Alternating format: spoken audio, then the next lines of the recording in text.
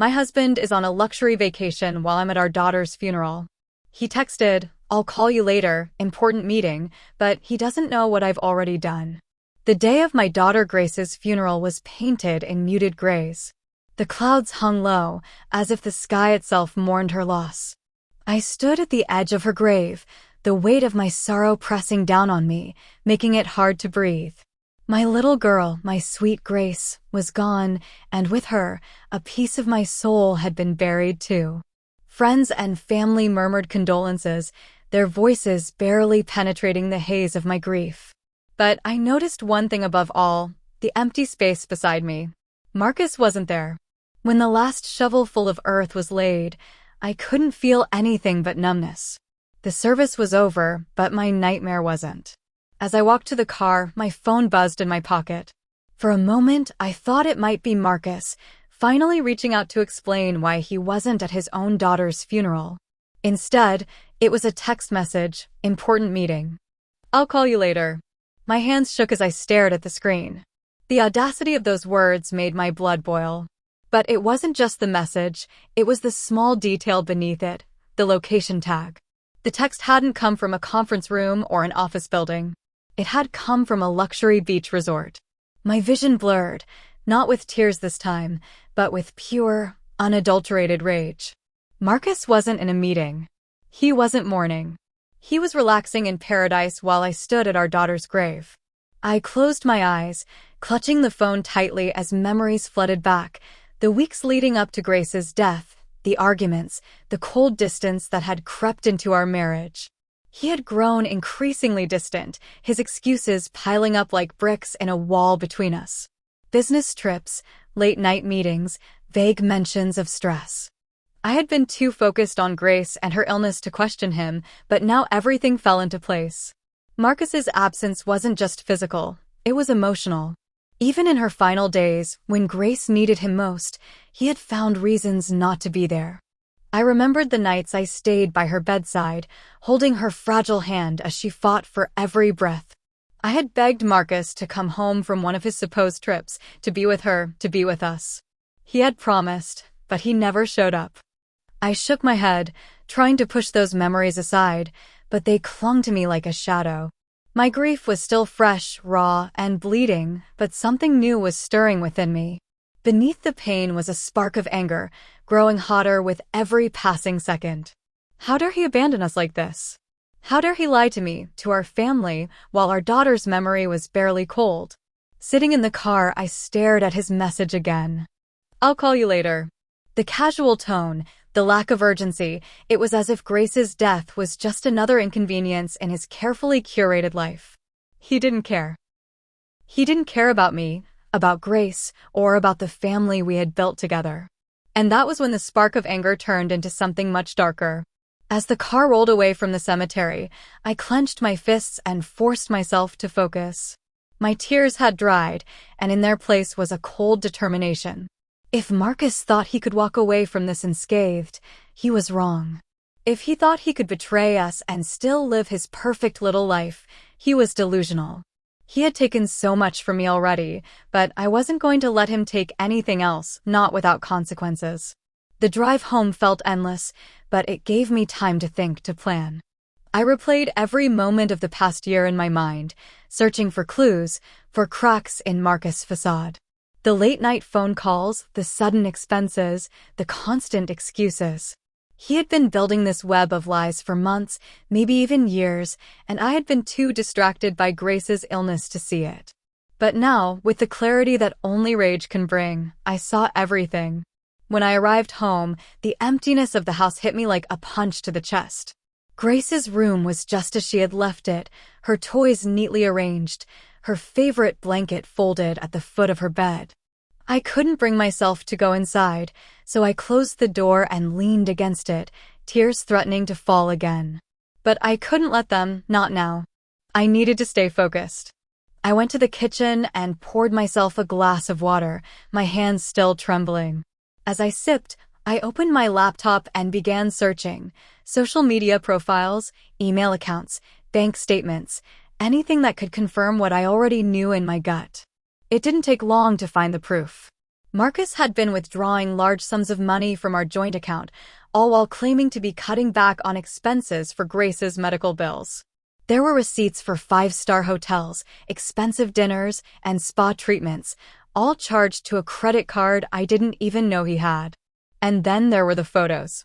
My heart clenched as I scrolled through his social media, finding carefully curated images of him with a younger woman. Lily.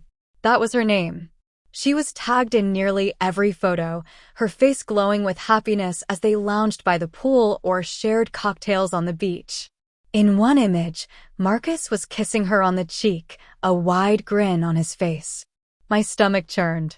I slammed the laptop shut, my breathing heavy. It was worse than I had imagined. He wasn't just unfaithful, he was living an entirely separate life, one where Grace and I didn't exist. My grief turned into a burning fury. Marcus had not only betrayed me, but he had also betrayed Grace. He had chosen his own selfish desires over his family, over his daughter, over everything that should have mattered. I stared at my reflection in the window, my face pale and drawn, but my eyes sharp with determination. Marcus thought he had won, that he had escaped the responsibilities of our life together. He thought he could leave me to grieve alone while he basked in the sun with his mistress. But he was wrong. He had underestimated me. As I stood there, a plan began to form in my mind. I didn't just want him to suffer, I wanted to dismantle his entire world piece by piece. I would take everything he cared about, just as he had taken everything from me. And when I was finished, he would know exactly what it felt like to lose everything. That night, I sat down at the table with a notebook and pen, writing out every detail of my plan. Marcus's lies, his infidelity, his embezzlement, I would expose it all. He thought he was safe, untouchable, but he had no idea what was coming. I cried for my daughter, yes, but now I was going to make Marcus cry for everything he had taken from me. I stared at the notebook in front of me, the plan taking shape with every stroke of my pen. Marcus had built his life on lies, but those lies would be his undoing. Every betrayal, every selfish decision, every dollar stolen from our family, it was all fuel for the fire I was about to ignite. He thought he had escaped unscathed, but his reckoning was coming. The first step was simple: gather evidence. I couldn't confront him without proof, not just for my own satisfaction, but to ensure there was no way he could wriggle out of the consequences. I opened my laptop again, this time with a clear focus. The financial records I had found earlier were just the tip of the iceberg. Marcus had been careful to hide his tracks, but not careful enough. I started with our joint account. Over the past year, there had been multiple withdrawals labeled as business expenses. Each transaction was sizable, often leaving me scrambling to cover Grace's medical bills. I had believed him when he said the money was tied up in investments or that it was being used for her treatments. Now I knew better. Cross-referencing the withdrawals with receipts I found in his emails, I realized most of the money had been spent on luxury hotels, fine dining, and high-end boutiques. It wasn't hard to guess who had been enjoying those luxuries with him. But the money wasn't the only thing he'd stolen. He had taken time, precious moments that Grace and I could never get back. As I scrolled through his emails, I found excuses he had sent to colleagues, canceling meetings to extend his trips. Meanwhile, I had been sitting by Grace's bedside, holding her hand and telling her everything would be okay. I clenched my fists, my anger boiling over again. Still, I needed more. Marcus was slippery, and I knew he would try to deny everything unless I had undeniable proof. That was when I decided to bring in someone who could help me dig deeper. A private investigator. I had never done anything like this before, but desperation and determination made me bold. I found a local investigator online, a woman named Eleanor who had glowing reviews for her discretion and thoroughness. When I called her, I kept my voice steady, though my heart pounded in my chest. "I need help uncovering my husband's secrets," I said, my words clipped and direct. Eleanor didn't ask unnecessary questions. She simply assured me she would find what I needed and set up a meeting. The next morning, I met Eleanor in a quiet cafe. She was sharp-eyed and professional, with a calm demeanor that immediately put me at ease. As I laid out what I already knew, his affair, The financial discrepancies, his absence at Grace's funeral, her expression remained neutral, but I could tell she understood the gravity of the situation. I'll dig into his financials, track his movements, and see if there's anything else he's hiding, Eleanor said, jotting notes in a small leather notebook. It might take a few days, but I'll get you what you need. Thank you, I said, my voice soft but resolute. I want to make sure he pays for everything he's done. Over the next few days, Eleanor kept me updated on her progress. Each phone call brought a new revelation, each one more damning than the last. Marcus wasn't just spending our money on vacations and gifts for Lily, he had been embezzling from his own company. According to Eleanor's findings, he had been siphoning funds from his business accounts, covering his tracks with false invoices and fake vendors. It was a house of cards waiting to collapse, and I intended to be the one to push it over. But it wasn't just the financial betrayal that cut deep. Eleanor also uncovered emails between Marcus and Lily discussing their plans to move abroad together. He had been setting the stage to leave me entirely, abandoning the life we had built and starting fresh with her. One email in particular made my blood run cold. In it, Marcus had written, "Once everything is finalized, we'll never have to look back. She'll never see it coming." He meant me. I sat in my kitchen that night, staring at the email printout in my hands. The audacity, the cruelty, it was almost too much to comprehend. Marcus hadn't just betrayed me, he had plotted to erase me from his life entirely. But if he thought I would sit back and let him win, he was sorely mistaken. With Eleanor's findings in hand, I began the next phase of my plan, building the trap. I needed to make Marcus believe he was in control, that his lies were still working. I couldn't confront him yet, not until the timing was perfect. So I sent him a carefully worded text. "I've been thinking about us. I know we've been distant, but I want to talk. Can we meet at the vacation home next weekend? I think we need some time to reconnect." I stared at the screen, waiting for his reply. It didn't take long. "Of course. I'll be there," he wrote, his tone casual, as if nothing had happened. The irony wasn't lost on me. He thought he was manipulating me, stringing me along while he pursued his selfish desires. But the truth was, I was the one pulling the strings now. In the days leading up to our meeting, I worked tirelessly to ensure everything was in place. I gathered every piece of evidence Eleanor had uncovered, bank statements, emails, photos, and organized them into a folder. I also contacted an attorney, someone who could advise me on my legal options once I confronted Marcus. But I wasn't just thinking about legal consequences. I wanted Marcus to feel the weight of his actions, to understand the pain he had caused. That was why I prepared something extra, a video montage of Grace. Her laughter, her smiles, the moments we had shared as a family before everything fell apart. I wanted him to see what he had thrown away. The night before our meeting, I sat alone in the living room, staring at a photo of Grace on the mantel. Her bright eyes and mischievous smile seemed to mock me, reminding me of everything I had lost. But as the tears threatened to spill again, I straightened my back and took a deep breath. This wasn't just about revenge, it was about justice.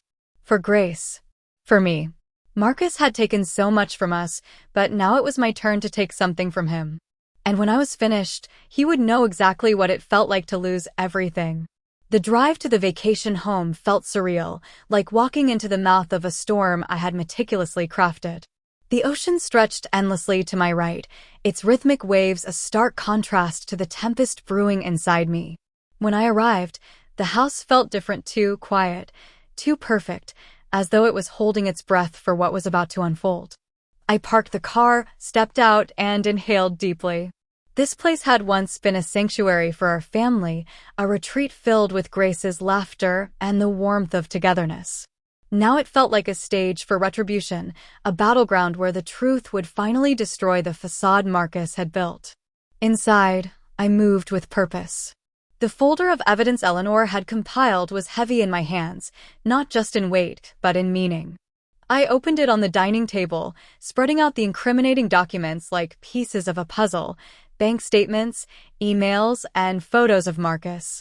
Each one was a dagger aimed at the heart of his lies. I had also brought something personal, something that would pierce deeper than any financial or legal evidence. It was a video montage of Grace. I connected my laptop to the television and queued it up, pausing on the first frame, Grace beaming at the camera, her eyes full of life. Marcus would see it, and he would feel the depth of what he had lost, not just his daughter, but his soul. When everything was in place, I sat down at the kitchen island and poured myself a glass of water. My hands trembled slightly as I gripped the glass, the enormity of what I was about to do settling over me like a heavy cloak. This wasn't just about exposing Marcus, it was about reclaiming my power, my dignity, and my voice. The sound of tires crunching on the gravel driveway snapped me out of my thoughts. He was here. Marcus entered the house as if he owned the world, his smile practiced and confident. He carried a small overnight bag and wore a casual linen shirt, the epitome of a man on a carefree vacation. "Hey," he said, his voice warm as though we were still the happy couple we used to be. I forced a smile, masking the storm inside me. "Hey," I replied, my tone steady. "Thanks for coming. I thought we needed some time to talk." He set his bag down and walked over to me, leaning in to kiss my cheek. I turned my face slightly, letting his kiss land awkwardly near my temple. It was subtle, but he noticed. A flicker of confusion crossed his face, quickly replaced by his usual charm. "You're right," he said, sliding into the chair across from me. "We've been through a lot. I'm glad you reached out." I nodded, folding my hands on the table to keep them from shaking. "I've been doing a lot of thinking," I said, keeping my voice calm. "About us, about Grace, about everything that's happened." Marcus nodded solemnly, as though he had any right to share in my grief. "I know it's been hard," he said, his tone dripping with practiced empathy. "But we'll get through this together. I promise." His words were a cruel joke, but I didn't flinch. Instead, I reached for the first piece of evidence, a bank statement showing a series of withdrawals he had labeled as business expenses. I slid it across the table toward him, my movements deliberate. Marcus glanced at the document, his brow furrowing. "What's this?" he asked, his voice carefully neutral. "Just something I found while going through our accounts," I said, tilting my head as though I were genuinely curious. "I noticed some discrepancies. Maybe you can explain them to me." He picked up the statement, his eyes scanning the numbers. For a brief moment, his confident facade faltered. "These are just work expenses," he said, his voice tight. "You know how it is. Travel, meetings, client dinners, it adds up." I leaned forward, my eyes locking onto his. "Client dinners at five-star resorts? Meetings that cost thousands of dollars? Marcus, do you really expect me to believe that?" He opened his mouth to respond, but I didn't give him the chance. I reached for another document, a receipt for a luxury suite at a beach resort, dated the same week Grace had been hospitalized. I placed it on the table, the weight of the truth crashing down between us. "Let me guess," I said, my voice icy. "Another client dinner?" Marcus's jaw tightened, his eyes darting toward the door as though he were already plotting his escape. "I don't know what you're trying to imply," he said, his tone defensive, "but you're clearly upset, and I think we should talk about this later." I laughed, a bitter sound that echoed in the silence of the house. "Later? Like when you're on your next business trip?" "No, Marcus. We're talking about this now." I stood, pushing my chair back with enough force to make it screech against the floor.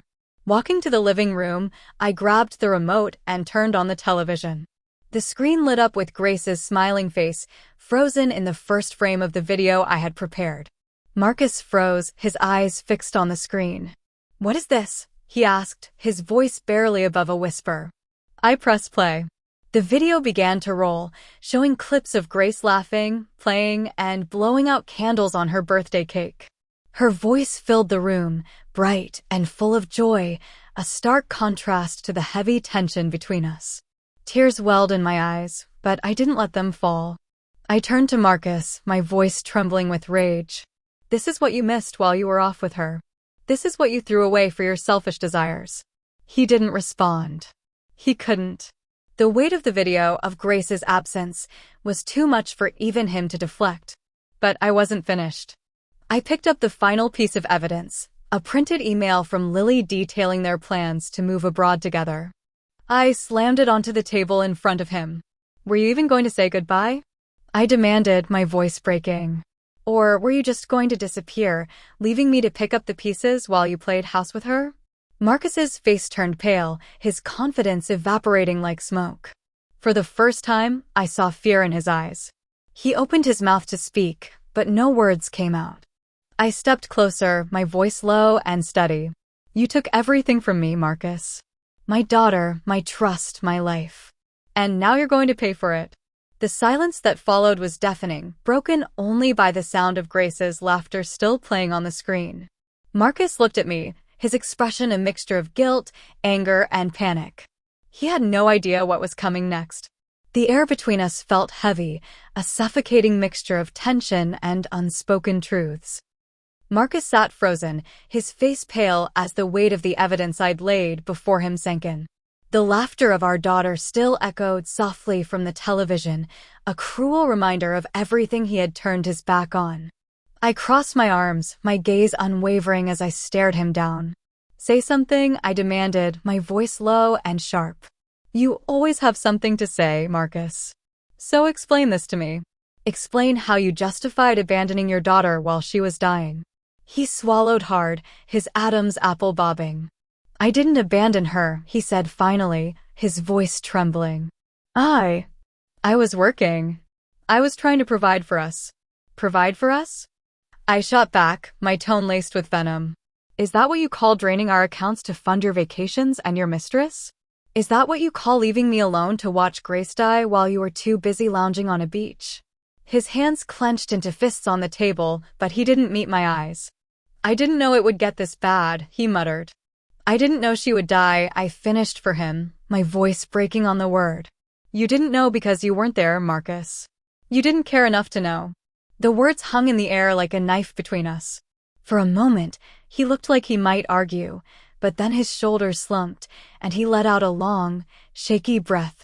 I made mistakes, he admitted, his voice barely above a whisper. I wasn't there when I should have been. But you don't understand. I needed an escape. I couldn't handle watching her suffer. I laughed bitterly, shaking my head. You needed an escape? Do you think I didn't? Do you think I didn't cry myself to sleep every night, praying for a miracle while you were off living your fantasy life? You didn't need an escape, Marcus. You needed an excuse. His jaw tightened, but he said nothing. I stepped closer, grabbing the folder of evidence and pulling out a photo of him and Lily, smiling arm in arm on a yacht. I held it up in front of him, my hands trembling with anger. Was she worth it?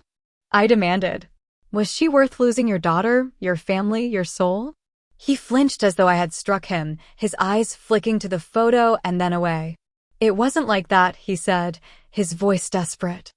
I didn't mean for it to go this far. I needed someone who wasn't drowning in grief all the time. The words hit me like a slap to the face. I stared at him, my heart pounding in my chest. Grief. I repeated, my voice shaking. You think I wanted to be drowning in grief? You think I chose this? You're the one who left, Marcus. You're the one who abandoned us. He opened his mouth to respond, but I cut him off, slamming the folder onto the table. Save it, I snapped. I don't care about your excuses. Because while you were busy playing house with her, I was busy making sure you'll never get away with it. His eyes widened, the first glimmer of real fear flashing across his face. What do you mean? He asked, his voice unsteady. I smiled coldly, reaching into my bag and pulling out a stack of documents. These, I said, dropping them onto the table in front of him, are copies of every fraudulent transaction you made. Every dollar you embezzled from your company. Every cent you stole from us. His hands trembled as he picked up the documents, his eyes scanning the pages. How did you get this? He asked, his voice barely above a whisper. Does it matter? I replied, my tone icy. What matters is that the authorities have them too. I reported you, Marcus. They're probably already building a case. His face went pale, his breathing quickening. You can't do that, he stammered. Do you know what will happen to me? I'll lose everything. You mean like I lost everything? I shot back, my voice rising. Like Grace lost everything because you were too selfish to be there for her? Yes, Marcus, I know exactly what will happen. And I don't care. He stood abruptly, pacing the room as he ran his hands through his hair. You don't understand, he said, his voice frantic. If this gets out, I'll go to prison. My reputation will be ruined. Good, I said simply, crossing my arms. You deserve it. He turned to face me, his expression a mix of anger and desperation. You're just doing this to hurt me, he accused. You're not thinking about the consequences. I stepped closer, my eyes blazing with fury. The consequences? I repeated. You think I'm not thinking about the consequences, Marcus? I have thought about nothing else. Every sleepless night, every tear I've shed, every moment I've spent planning this, I've thought about the consequences. And I'm ready to face them. Are you? He stared at me, his mouth opening and closing as he struggled to find a response. For the first time, he looked truly defeated, the weight of his actions crashing down on him like a tidal wave. But I wasn't finished. I turned back to the television, pausing the video of Grace on her birthday. Look at her, I said, my voice trembling. Look at what you missed. Look at what you threw away. He turned slowly, his eyes locking onto the screen. His shoulders sagged, and for a moment, I thought I saw tears welling in his eyes. I'm sorry, he said, his voice barely audible. I'm so sorry. I shook my head, my heart heavy with anger and grief. It's too late for sorry, Marcus. Sorry doesn't bring Grace back. Sorry doesn't undo the damage you've done. The room fell silent, the only sound the faint hum of the television. Marcus sank into a chair, his head in his hands, while I stood over him, my arms crossed. You thought you could betray me, betray us, and walk away unscathed, I said, my voice steady. But now you know the truth. You can't. And you won't. As the weight of my words settled over him, I felt a strange sense of relief. For the first time in months, I felt like I had reclaimed a piece of myself, a piece of my strength. Marcus had taken so much from me, but he couldn't take this. He couldn't take my power, my voice, my determination. I turned off the television, the room plunging into silence. We're done here, I said, my voice firm. You can leave. But don't think for a second that this is over. Marcus looked up at me, his eyes filled with a mixture of guilt, fear, and something else, something I couldn't quite place. But I didn't care. This wasn't about him anymore. This was about me. And I was just getting started. Marcus didn't leave immediately. He sat slumped in the chair, staring at the folder of evidence as though willing it to disappear. His once confident demeanor had dissolved into a pitiful display of defeat and denial. I stood by the window, my arms crossed, watching the waves crash against the shore in the distance. For so long, Marcus had controlled the narrative of our lives. Now that control was mine. You should go, I said, breaking the heavy silence. My voice was cold, unyielding. He looked up at me, his eyes hollow. Please, let's talk about this, he pleaded. We can fix this. Fix us. I turned to face him, my expression unflinching. There is no us, Marcus. There hasn't been for a long time. And now there's no fixing this either. He stood, gripping the edge of the table as though it were the only thing keeping him upright. What are you going to do? He asked, his voice trembling. Ruin me? Destroy my life? I tilted my head, a humorless smile tugging at the corners of my mouth. I'm not ruining your life, Marcus. You did that all on your own. I'm just making sure everyone else sees it. He opened his mouth to respond, but I held up a hand to stop him.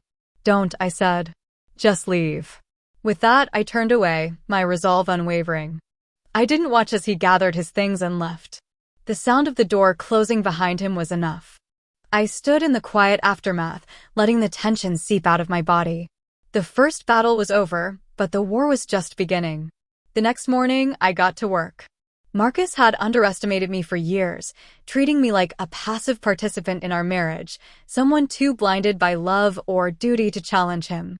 But he had no idea what I was capable of when pushed to my limits. The first step was ensuring his professional downfall. I drafted an anonymous email to the board of directors at his company, attaching copies of the financial documents Eleanor had uncovered. The email was concise and damning, detailing his embezzlement and fraudulent activities. I didn't just send it to the board, I sent it to key stakeholders, investors, and even the company's legal team. There would be no way for Marcus to wiggle out of this one. As I hit send, a sense of satisfaction washed over me. Marcus had built his career on lies, and now those lies would unravel in spectacular fashion. It didn't take long for the fallout to begin. By the end of the day, news of Marcus's financial misconduct had spread like wildfire within his company. Eleanor, ever thorough, kept me updated on the chaos unfolding behind closed doors. "They're conducting an internal investigation," she told me over the phone. "It's only a matter of time before they bring in law enforcement." "Good," I replied, my tone steady. "Let them." Meanwhile, I made sure Marcus's personal life wasn't spared from scrutiny. I shared the photos of him and Lily with a carefully curated list of mutual acquaintances, friends, family, colleagues. The reactions were immediate and visceral. Messages flooded my phone, most of them expressing shock and outrage. People who had once admired Marcus now saw him for what he truly was, a selfish, deceitful man who had betrayed not only his wife, but also his daughter's memory. It wasn't just about revenge anymore. It was about ensuring he could never hurt anyone the way he had hurt me. 2 days later, I received the call I had been waiting for. A stern voice on the other end of the line introduced himself as Detective Reynolds, part of the task force investigating financial crimes in our city. He explained that they had received credible evidence of Marcus's embezzlement and were moving forward with an official investigation. "Thank you for bringing this to our attention," he said. "We'll be in touch if we need further information." I hung up, my hands trembling not with fear, but with a sense of vindication. For months, I had felt powerless, trapped in a web of grief and betrayal. Now I was the one holding the threads, and Marcus was the one caught in the trap. The day Marcus was arrested was both surreal and strangely satisfying. I watched from the window as 2 plainclothes officers approached him outside his office. He tried to maintain his composure, but the sight of him being handcuffed and led into a squad car was a moment I would never forget. My phone buzzed incessantly after the news broke. Friends and acquaintances shared articles and social media posts, their messages a mix of disbelief and morbid fascination. Marcus's name was plastered across headlines: prominent executive arrested for embezzlement, businessman's double life exposed in shocking scandal. I didn't respond to any of the messages. Instead, I sat in my living room, sipping tea and scrolling through the coverage. The photos accompanying the articles were unflattering, Marcus being led away in handcuffs, his face pale and drawn. It was poetic justice. A week later, Marcus called me from jail. I stared at the phone as it rang, his name flashing on the screen. For a moment, I considered answering, just to hear the desperation in his voice. But then I remembered Grace's laughter, the nights I had spent alone in the hospital, the cold emptiness of her funeral. I let the call go to voicemail. He called again the next day and the day after that. Each time, I ignored him. I didn't need to hear his excuses or his pleas. I had given him enough chances, enough forgiveness. Now it was his turn to face the consequences. The media storm continued to rage, and I watched it all unfold from the safety of my home. Reporters camped outside Marcus's former office, eager for statements from his colleagues. Tabloids speculated about his relationship with Lily, painting her as a gold-digging accomplice. For the first time in months, I felt a sense of control over my life. Marcus had tried to take everything from me, but he had underestimated my strength, my resilience. I wasn't just surviving, I was thriving. As the weeks passed, I began to rebuild. I sold the vacation home, the place that had once been a symbol of our family, but had become tainted by Marcus's betrayal. I donated the proceeds to a charity supporting children with terminal illnesses, a tribute to Grace's memory. Every decision I made, every step I took, was a reminder that I was more than the pain Marcus had caused me. I was a mother, a survivor, a woman who had reclaimed her power. And Marcus? He was just a man who had lost everything. The silence in my house was different now. It wasn't the suffocating stillness that had haunted me after Grace's death, or the heavy quiet that Marcus's betrayal had left behind. This silence was lighter, almost peaceful, as though the house itself was finally able to breathe again. Marcus was gone, his life in ruins, and I had made sure he could no longer manipulate or hurt anyone. The headlines about his trial had begun to fade, replaced by fresher scandals and fleeting news cycles. But for me, the echoes of his downfall remained, lingering like the scent of rain after a storm. I sat on the couch, staring at the flickering flames in the fireplace. The warmth should have been comforting, but a strange hollowness lingered in my chest. I had done what I needed to do, what I knew was right. Marcus deserved every consequence, every ounce of the public humiliation and legal retribution he faced. And yet, I couldn't ignore the faint ache that whispered in the back of my mind. It wasn't regret, no. I didn't regret exposing him, dismantling the empire of lies he built on the foundation of our broken family. It was something else, a quiet realization that revenge, as necessary as it had been, couldn't mend everything. It couldn't bring Grace back or erase the scars Marcus had left on my heart. Justice had been served, but justice wasn't the same as healing. I let out a deep breath, running my fingers along the edge of the coffee table. A framed photo of Grace sat there, her smile radiant as ever. I picked it up, tracing the curve of her cheek with my thumb.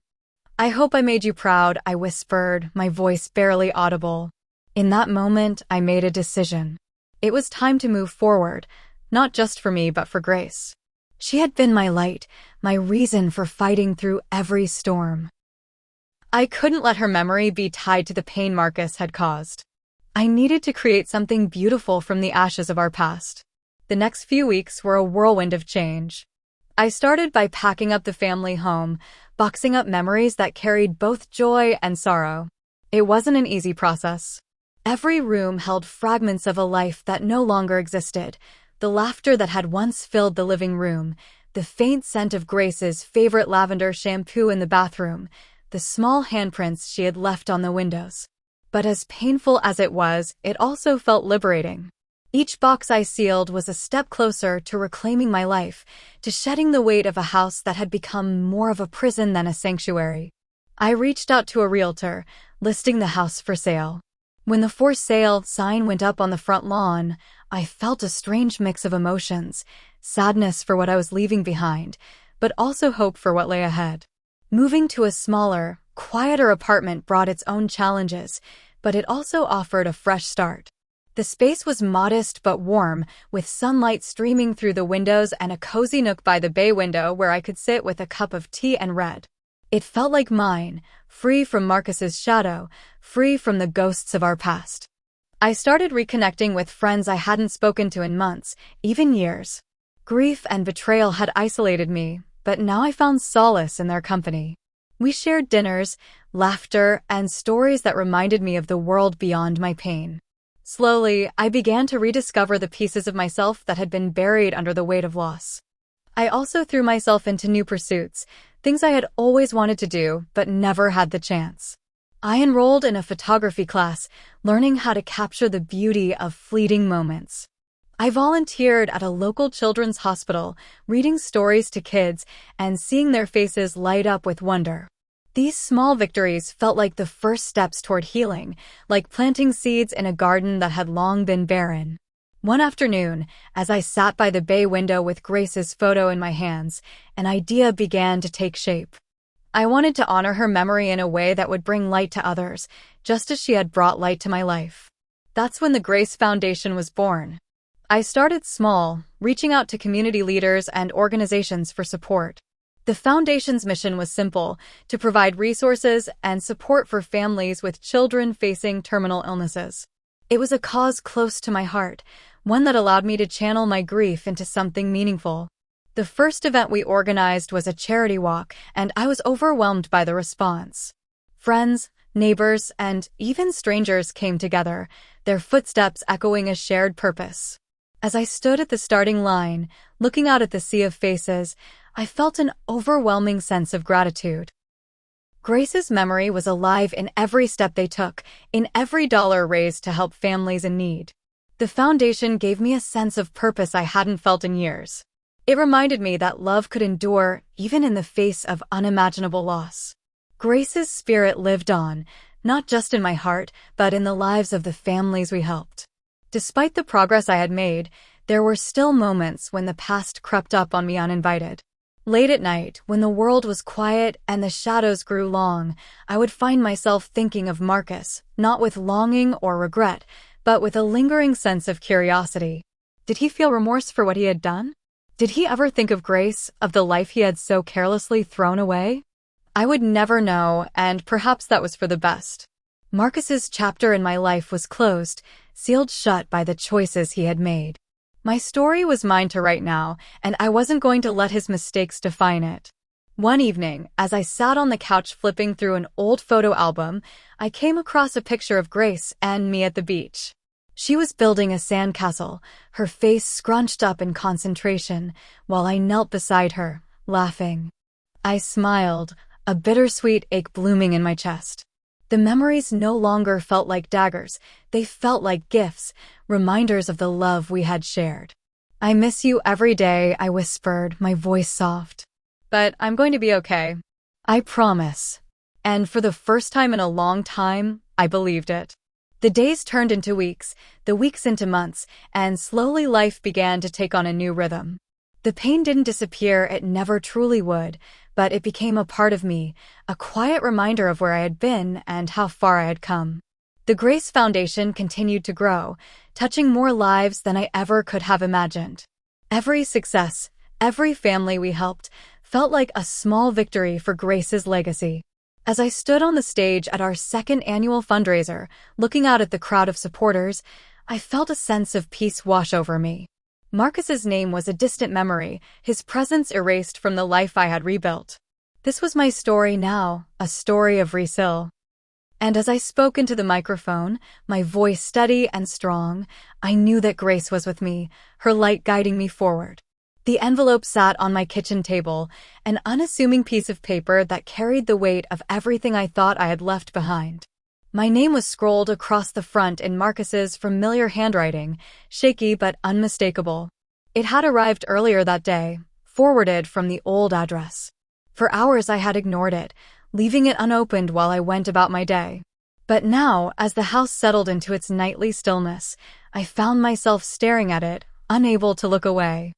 I didn't want to read it. Whatever Marcus had to say, it wouldn't undo the pain he'd caused or the choices he'd made. But something about the letter felt different, heavier. It wasn't just an attempt to justify himself. I could feel that even before breaking the seal. Finally, with trembling fingers, I picked it up and tore it open. The paper inside was creased, the words written in a hurried, uneven hand. I took a deep breath and began to read. "Dear, I don't know if you'll read this. Part of me hopes you don't, because I don't deserve to have my words heard by you. But if you are reading this, I need you to know, I'm sorry. For everything. I've spent every day in here thinking about Grace, about you, about what I did to both of you. There are no excuses for my actions, no words that can erase the pain I caused. I know that now. But there's something I've been carrying for so long, something I need to tell you, even if it doesn't change anything. The night Grace died, I was on a plane, you probably remember, one of my so-called business trips. But what you don't know is that I wasn't just running away from my responsibilities. I was running from the truth. Before I left, I'd had a conversation with her doctor. He told me Grace's condition was worsening, that her chances of survival were slim. I couldn't handle it. I couldn't handle the thought of losing her, of watching her suffer, of failing her as a father. So I ran. I boarded that plane and left you to face it all alone. But there's something else. I found out weeks later, after it was too late, that there had been an experimental treatment available. It wasn't a guarantee, but it could have been a chance. I didn't tell you because I didn't want you to have false hope. But now I realize the truth. I didn't tell you because I was afraid. Afraid of hope, afraid of losing her even after trying everything. I failed, Grace. I failed you. And I will live with that for the rest of my life. I don't expect forgiveness. I don't even expect a response. But I needed to tell you this. I needed you to know the truth. Yours, Marcus. The letter slipped from my hands and fluttered to the table. For a moment, I couldn't breathe. My chest felt tight, my heart pounding in my ears. The words on the page blurred as tears filled my eyes, spilling over before I could stop them. An experimental treatment. A chance, however slim, that Grace could have survived. And Marcus had kept it from me. I felt like the ground had been ripped out from under me. My grief for Grace, which I thought I had learned to live with, surged back with a vengeance. All this time, I had believed I'd done everything I could for her, that I had fought with everything I had. But now I wasn't so sure. For hours, I sat in silence, the letter a constant presence on the table in front of me. My emotions were a tangled mess: rage, sorrow, guilt, even pity. Marcus's words had reopened wounds I thought had healed, forcing me to confront questions I didn't want to ask.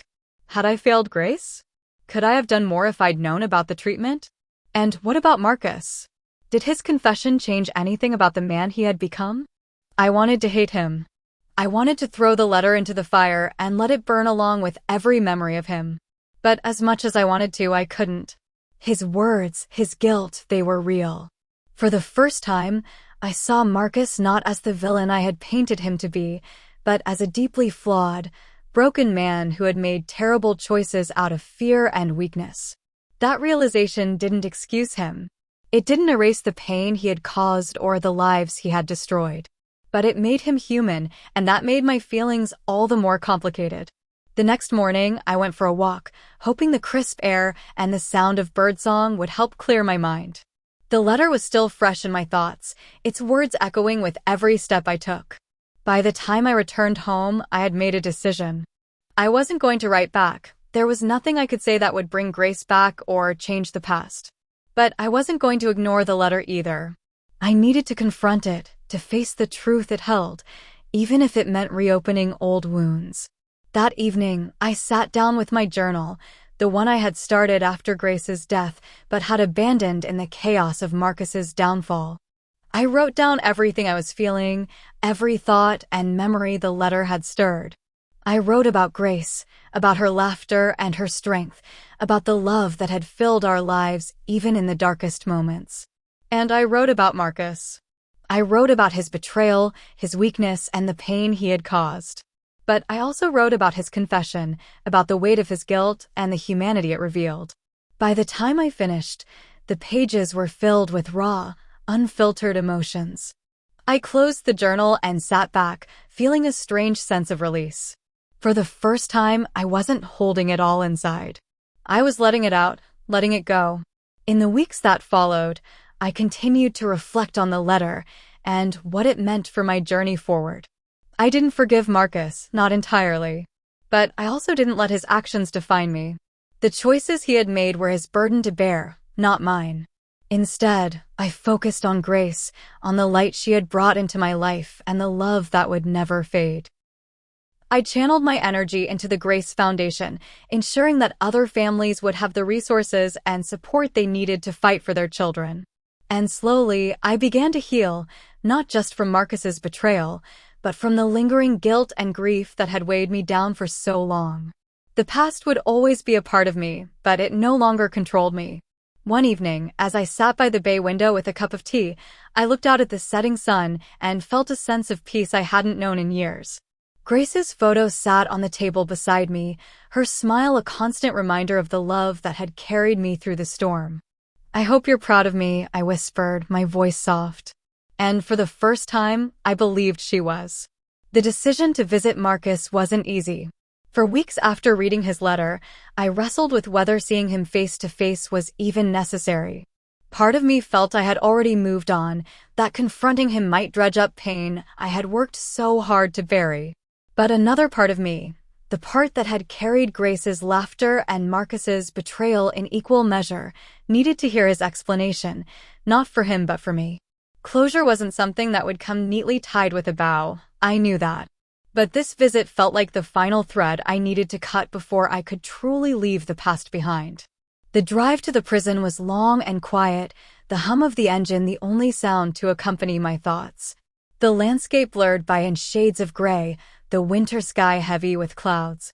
By the time I reached the facility, my nerves felt like a tightly coiled spring. I parked the car and sat for a moment, my hands gripping the steering wheel as I gathered my composure. Inside, the air was sterile and cold. The sharp clang of metal doors and the echo of footsteps down the tiled hallways were unnerving, a stark reminder of where Marcus had ended up.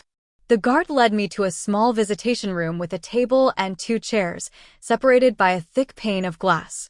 A phone hung on either side of the barrier, the only means of communication. I sat down and waited.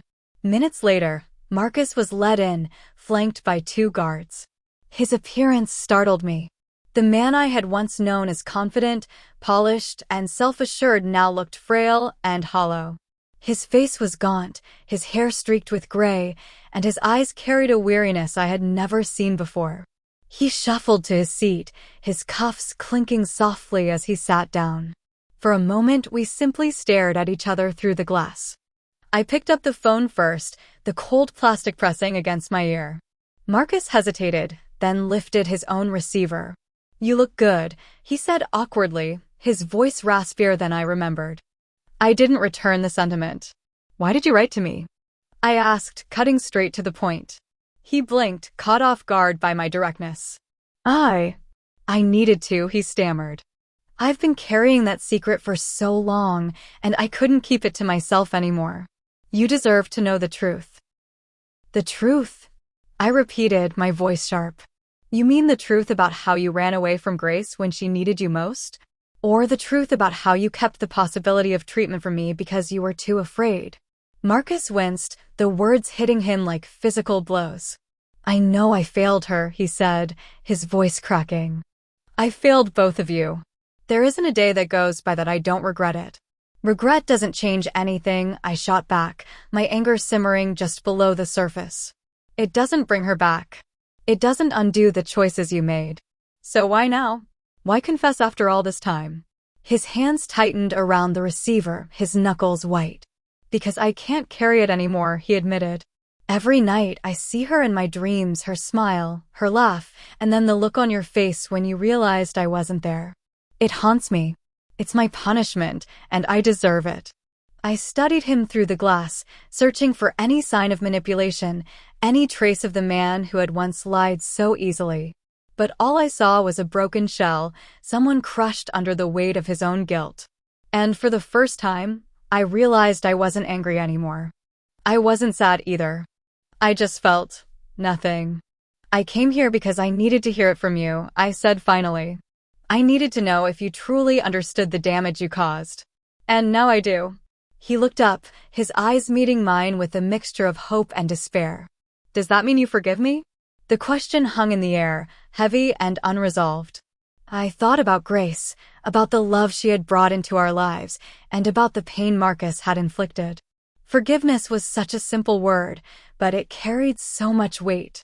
"I don't know if I can ever forgive you," I said honestly. "But I can let go. I can move forward. And that's enough for me." His shoulders slumped, as though the words had both relieved and defeated him. "I understand," he said quietly. "And I'm sorry. For everything." I nodded, a small, almost imperceptible gesture. "Goodbye, Marcus." I stood, placing the receiver back on its cradle. Marcus watched me through the glass, his expression unreadable as I turned and walked away. I didn't look back. The drive home felt lighter, as though a weight I hadn't even realized I was carrying had been lifted. The gray skies seemed brighter, the road ahead clearer. Marcus's confession hadn't changed the past, but it had given me the clarity I needed to move beyond it. That evening, I sat by the bay window with a journal in my lap, writing down everything I had experienced at the prison, the anger, the sadness, the strange sense of closure. It all spilled onto the page, raw and unfiltered. When I finished, I closed the journal and placed it on the table beside Grace's photo. "I did it," I whispered, looking at her smiling face. I finally let him go. The room was quiet save for the soft hum of the heater, but in that silence, I felt Grace's presence, her warmth filling the space around me. And for the first time in years, I felt truly free. The next morning, I woke up with a sense of peace I hadn't felt in a long time. The memories of Marcus's betrayal and Grace's loss were still there, but they no longer consumed me. They were a part of my story, yes, but they didn't define it. I poured myself a cup of coffee and sat by the window, watching the sunlight dance across the floor. The world felt new, full of possibilities I hadn't dared to dream of before. I didn't know what the future held, but I knew one thing for certain. I was ready to face it, one step at a time. The days following my visit to Marcus felt like stepping into a new world, one where the ghosts of the past no longer had the power to hold me back. For years, my life had been defined by grief, betrayal, and the weight of unanswered questions. But now, for the first time, I felt truly unburdened. The confrontation had been my final act of closure, and as I walked away from that prison, I knew I had left more than just Marcus behind. I had left behind the guilt, the anger, and the what-ifs that had haunted me for so long. Back at home, I decided it was time to create a physical representation of my emotional shift. I spent a weekend organizing every corner of my apartment, sorting through boxes that had remained unopened since my move. It was a therapeutic process, one that allowed me to confront the pieces of my past I had been avoiding. I started with Grace's belongings, her toys, her clothes, her books. Each item was a bittersweet reminder of the joy she had brought into my life. I took my time, holding each piece and letting the memories wash over me. There was no rush, no need to push through the emotions. When I was ready, I carefully packed some of her things to donate, knowing they could bring comfort to another child. Other items, like her favorite bunny and the drawings she had made for me, I kept, placing them in a memory box I could revisit whenever I needed to feel close to her. As I worked, I felt a sense of lightness begin to settle over me. My apartment no longer felt like a temporary refuge, but a true home, a space where I could nurture new beginnings while honoring the past. With my physical space in order, I turned my attention to the future. The Grace Foundation had grown steadily over the past year, and I knew it was time to take the next step. Inspired by the letters and emails I had received from families we had helped, I began planning a new initiative, a mentorship program for parents navigating the challenges of caring for children with terminal illnesses. The idea filled me with a renewed sense of purpose.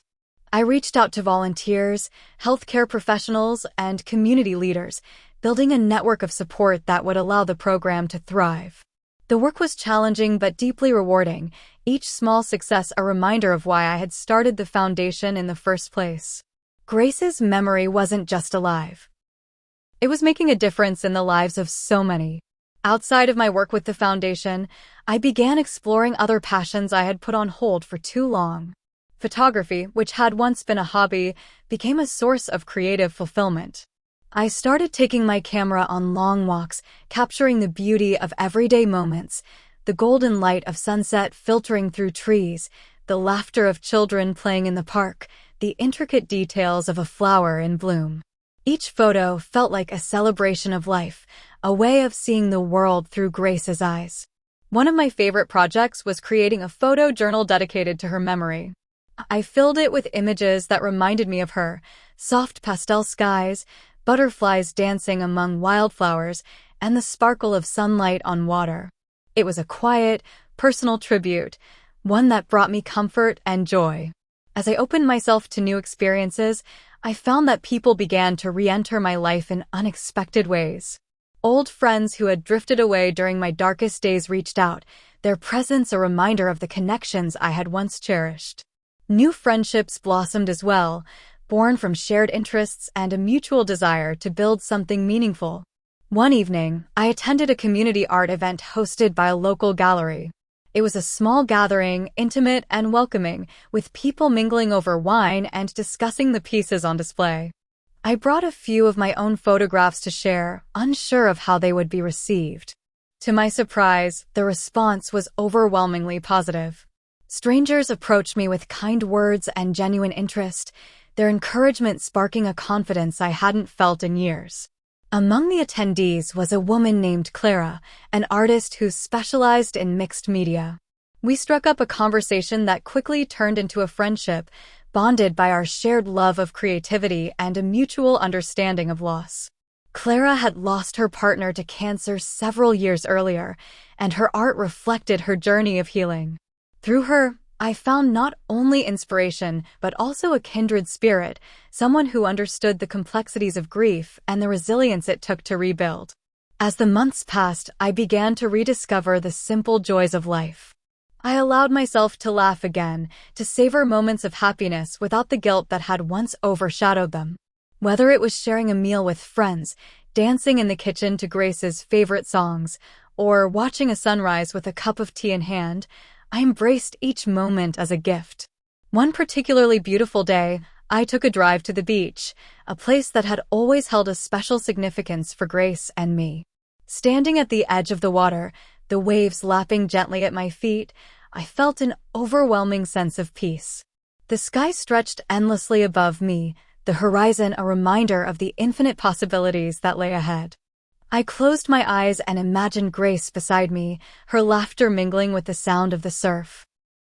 "Thank you," I whispered, the words carried away by the breeze, for everything. In time, I began to imagine a future filled with possibility. The wounds of the past would always be a part of me, but they no longer defined who I was. I was stronger now, more resilient, and deeply grateful for the love that had carried me through even the darkest moments. Grace's memory was no longer a source of sorrow but a wellspring of strength. Her light lived on in the work I did, the connections I nurtured, and the joy I allowed myself to feel. She had taught me the power of love, and that love would guide me as I continued to move forward. As I sat at my desk one evening, drafting plans for the Foundation's next event, I glanced at the photo of Grace that hung on the wall above me. Her smile was as radiant as ever, a constant reminder of the love that had shaped my life. "I think we're doing pretty well, don't you?" I said aloud, smiling softly. The room was quiet, but in that stillness, I felt her presence, warm and comforting. It was as though she was saying, "Yes, Mom, you're doing great." And for the first time in a long time, I truly believed it. The story of my life wasn't over. It was just beginning. The pages ahead were blank, waiting to be filled with moments of love, joy, and purpose. And as I picked up my pen to write the next chapter, I felt ready to embrace whatever the future held. Because I wasn't just surviving anymore. I was living. The idea to expand the Grace Foundation had been brewing in my mind for months, but it wasn't until that quiet evening by the bay window, Grace's photo smiling down at me, that I truly committed to it. What had started as a local initiative to support a handful of families had grown into something much larger than I'd ever imagined. And yet, I knew there was more to be done. More lives to touch, more families to help, more love to share in Grace. The next morning, I dove into the work with a renewed sense of purpose. My first step was to assemble a team, a group of people as passionate about the Foundation's mission as I was. Clara, my friend from the art event, became my first recruit. Her creative vision and personal experience with loss made her an invaluable addition. Together, we reached out to others in the community, building a network of dedicated volunteers, healthcare professionals, and advocates who shared our dream of expanding the Foundation's reach. With the team in place, I turned my attention to securing the funding we would need to grow. I drafted grant proposals, scheduled meetings with potential donors, and hosted fundraising events that combined creativity with purpose. One event, a gallery showcase featuring art and photography inspired by the stories of the families we'd helped, was a resounding success. People from all walks of life came to support the cause, their generosity and compassion a testament to the power of community. As the donations poured in, I felt a sense of validation that went beyond the financial. This wasn't just about raising money, it was about raising awareness, about showing people the importance of the work we were doing. Each dollar meant another family could receive the support they needed, another child could experience joy in the midst of hardship, another piece of Grace's legacy could come to life. The turning point came when the Foundation achieved a high-profile success story. A single mother named Erica, whose son Jonah was battling a rare form of cancer, had come to us in desperation. She had exhausted every resource, every ounce of strength trying to give Jonah the care he needed. The foundation stepped in, providing financial assistance for his treatments and emotional support for Erica through our mentorship program. Months later, Jonah's treatment led to a miraculous recovery. His story was picked up by a local news station, and soon it spread like wildfire. Reporters called, asking about the foundation's role in Jonah's journey. Invitations to speak at events and conferences flooded my inbox. Overnight, the Grace Foundation became a symbol of hope and resilience, its name synonymous with the kind of love and compassion Grace had embodied. The recognition brought new opportunities. Corporations offered sponsorships, prominent figures reached out to collaborate, and organizations across the country expressed interest in partnering with us. It was overwhelming, but it was also exhilarating. For the first time, I saw the possibility of taking the foundation national, a dream I hadn't dared to articulate until now. As the foundation grew, so did my sense of fulfillment. The work was demanding, often exhausting, but it gave my life a purpose I hadn't felt since Grace was alive. Each family we helped, each life we touched, felt like another way to keep her memory alive. She wasn't just a part of my past. She was a part of everything we were building. One evening, after a particularly long day, I sat in the office reviewing a stack of thank you letters from families we had supported. Each letter told a story of gratitude and resilience, of lives changed by the foundation's work. As I read them, I felt tears prick my eyes, not of sadness, but of profound joy. This was Grace's legacy. This was her light shining through the darkness. The national expansion of the foundation brought new challenges, but it also brought new rewards.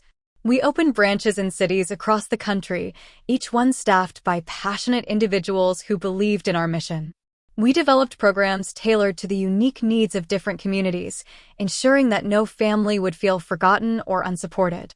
At one of our national conferences, I stood on stage in front of hundreds of supporters, sharing the story of how the foundation had come to be.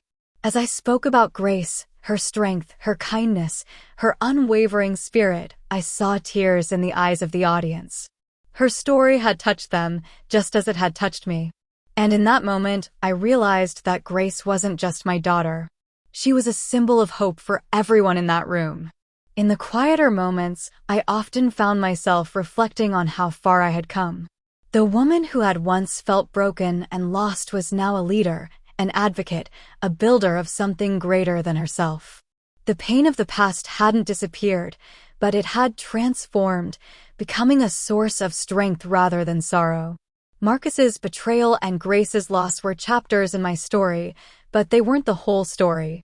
The pages I was writing now were filled with love, purpose, and the unshakable belief that even the darkest moments could lead to something beautiful. One sunny afternoon, I visited a new playground the foundation had funded in Grace's name. The laughter of children filled the air as they ran across the bright, colorful structures. A plaque near the entrance read, "In loving memory of Grace, a light that shines forever." I sat on a nearby bench, watching the children play, and felt a deep sense of peace. This was what Grace would have wanted, a world where joy and love outweighed the pain, where her light could guide others even in her absence. A little girl with curly hair and a wide smile ran up to me, holding out a flower she had picked from the grass. "This is for you," she said, her voice sweet and earnest. I took the flower, my heart swelling with gratitude. "Thank you," I said, smiling down at her as she ran back to join her friends. I held the flower to my chest, feeling Grace's presence in the laughter and sunshine around me. She was with me in every step I took, in every life the foundation touched, in every moment of joy I allowed myself to feel. The story of my life had taken twists and turns I never could have predicted. It had been filled with heartbreak and loss, but also with love and resilience. And through it all, Grace had been my guiding star, her memory a constant reminder of the strength we carry within us. As I walked away from the playground that day, I felt a sense of completeness I hadn't known before. Grace's legacy wasn't just a foundation or a playground or a name on a plaque. It was a living, breathing force, a testament to the power of love to overcome even the deepest pain. This was my new beginning, my purpose, my joy. And it was all because of Grace.